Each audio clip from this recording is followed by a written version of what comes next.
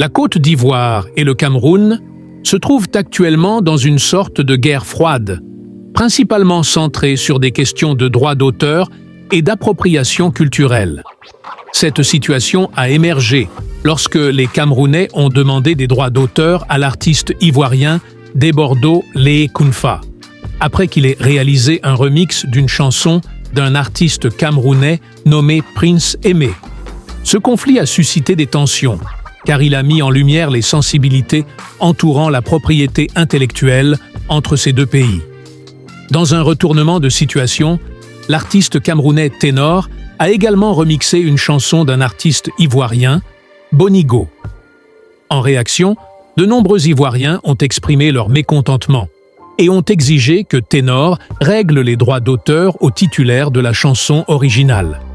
Ces événements témoignent d'une rivalité grandissante dans le domaine musical entre les deux nations, qui, bien qu'étant culturellement liés et considérés comme des frères, se retrouvent pris dans des querelles. Il est important de souligner que ces disputes ne concernent pas seulement les artistes, mais également les fans qui se passionnent pour la musique de leur pays respectif.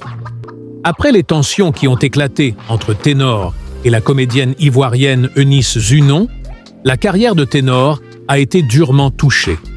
En effet, le soutien du public ivoirien, autrefois fort, a diminué, le laissant dans une position difficile.